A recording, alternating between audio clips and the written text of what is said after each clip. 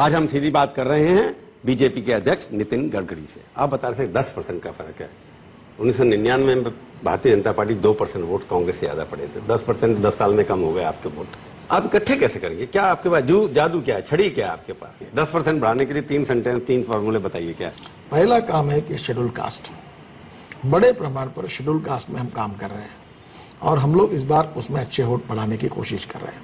दूसरा schedule tribe, अब हमने ट्राइबल मिनिस्टर की कॉन्फ्रेंस ली और हमारे सब स्टेट को गुड गवर्नेंस के द्वारा ट्राइबल्स वेलफेयर का कॉमन प्रोग्राम किया। अर्जुन मुंडा की एक कमेटी बनाई जहां हम लोग मेल न्यूट्रिशन कम करेंगे, वहां रोजगार निर्मित करेंगे, रोड बनाएंगे ताकि उनके डेवलपमेंट के कैसे करेंगे उसका प्लान हमने तैयार किया। ट्राइबल सेक्टर को हमने कॉन्सेंट्रेट किया। ऑलरेडी हमारे ट्राइबल एमपी ज्यादा है, फिर भी और ताकत लगाना चाहते हैं। तीसरा सेक्टर जो है वो है माइनॉरिटीज। हम मुसलमानों के विरोधी नहीं है, हम आतंकवाद के विरोधी हैं। हम लोग लश्कर तोयबा अलकायदा के खिलाफ है, जो लोग आतंकवाद करते उनके खिलाफ है। और इसलिए हम लोग इस देश के विकास में धर्म, जात, पंथ और भाषा के आधार पर कोई भेदभाव नहीं करना चाहते। हम चाहते कि सबके विकास हो, सबकी उन्नति हो। 21वीं सदी की राजनीति है politics for development and politics for progress हो, तो हम अल्पसंख्यक और मुसलमानों को कॉन्सेंट्रेट करना चाहते हैं। चौथी बात जो है, ये अनऑर्गेनाइज सेक्टर में अर्बनाइजेशन बड़े प्रमाण पे हुआ है। अभी वो 50% तक पहुंच जाएगा। एक समय 50 और 15% था, 15% अर्बनाइजेशन, 85% रूरल पॉपुलेशन। अब ये 50-50 तक आने की स्थिति में आया। अब इस सेक्टर में जो अनऑर्गेनाइज सेक्टर में जो लेबर्स है, जो कहीं माथाड़ी कामगार है, हमाल है, ऑटो रिक्शा वाले हैं, फुटपाथ पे काम करने वाले हॉकर्स हैं, कई 5 स्टार होटल्स में काम करने वाले, छोटे रेस्टोरेंट में करने वाले हैं, कंस्ट्रक्शन लेबर। काफी लंबा इकोनॉमिक एजेंडा आपके पास लगता है। मैं इन लोगों पर कर रहा हूं। और पांचवा जो विषय है, जो हमारी एक समय वोट बैंक है, वो प्रोफेशनल्स है। फ्रेंड्स ऑफ बीजेपी के द्वारा हमारा वर्कशॉप हुआ था। Chartered accountant, doctor, professor, lawyers. Friends of BJP, उसके ऊपर नहीं खुलवाइए पोल अपनी कि friends of BJP was meant for अपने में you scratch my back, I scratch your back. शहर के 2, 4, 10, 15, 20 लोग इकट्ठे हो गए, उसमें अगर रिसर्च करेंगे तो आपको पता लग जाएगा। मैं आपको पता, पर आपका प्रोग्राम समझा। मैं आपसे सवाल जो पूछा हूँ कि आप बैकवर्ड की बात कर रहे हैं। यहाँ कॉन्स्टिट्यूशन क्लब में 2 दिन की मीटिंग हुई फ्रेंड्स ऑफ बीजेपी की, पूरे हिंदुस्तान से। उसमें कम से कम 250 कार्यकर्ता सम्मिलित हुए, चार्टर अकाउंटेंट, डॉक्टर थे। उनमें योजना बनाई। और दूसरी बात आप समझने की बात करें, योजना क्या बनी? BJP perspective for 21st century for the development of India. हम पावर में क्या करना चाहते हैं, एग्रीकल्चर में क्या करना चाहते हैं, इंडस्ट्री में क्या करना चाहते हैं, हम लोग इरिगेशन में क्या करना चाहते हैं, इंफ्रास्ट्रक्चर में क्या करना चाहते हैं, स्मॉल स्केल लेके क्या करना चाहते हैं, एविएशन में क्या करेंगे। हम लोग इस पर डिस्कशन करके, चर्चा करके हम इस विषय की ब्लूप्रिंट तैयार कर रहे हैं। नहीं, वो नितिन जी आपके पास अडवाणी ने मैनिफेस्टो इशू किया था इतना बड़ा, उसके अंदर ये सब चीजें बार बार आती हैं। कभी दीनदयाल जी का बुक की किताब की बात आती है, कभी कुछ ऐसा जिन्ना का, फिर तो उसके बाद कवर हो जाता है। आपने जसवंत सिंह जी, आप बैकवर्ड की बात कर रहे थे, हरिजन की बात कर रहे थे, आपने जसवंत सिंह जी को ले लिया। अब लोग कहेंगे बड़ी कास्ट के लोग हैं, राजपूत हैं, उनको तो ले लिया, पढ़े लिखे अंग्रेजी वाले। उमा भारती जो बैकवर्ड है, जिसका मास बेस है, उसको नहीं लिया, तो आप बैकवर्ड के खिलाफ हो गए।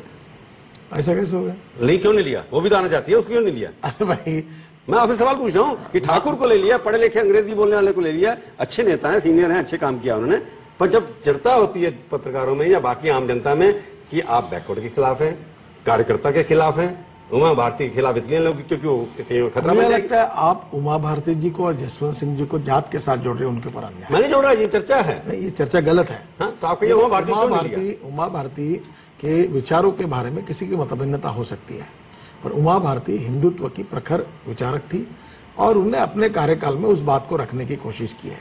उसने कभी जात की राजनीति की, ऐसा मैं नहीं समझता। और मैं उनको कोई बैकवर्ड नेता नहीं लिया क्यों नहीं? मेरा सीधा सवाल है आपसे। पहली बात ऐसी है कि उमा भारती जी के आने के बारे में भी पार्टी में चर्चा शुरू है और साधारणतः मध्य प्रदेश के भी यूनिट के साथ चर्चा शुरू है और सबको समझा बुझाकर ये निर्णय करेंगे। अब जसवंत सिंह जी का निर्णय है, मुझे हंसी आती है वो कभी कभी टीवी पे न्यूज सुनकर कि जसवंत सिंह जी को, मैं सबसे पहले उनके घर पर गया और मुझे एक बात थोड़ा सा दर्द हुआ जब मैं राष्ट्रीय पदाधिकारी नहीं था। जसवंत सिंह जिस प्रकार से पार्टी से निकाले गए, मुझे अच्छा नहीं लगा।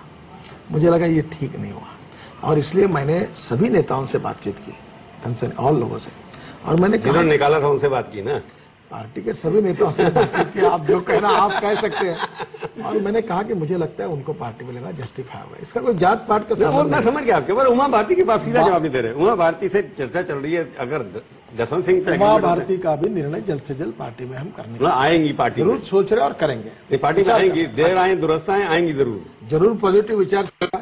सबको समझा बुझाकर हम उसको चाहते कि उनको भी लेने के बारे में विचार करें, पर उसके लिए अभी कुछ आज कहना प्री मैच्योर्ड होगा।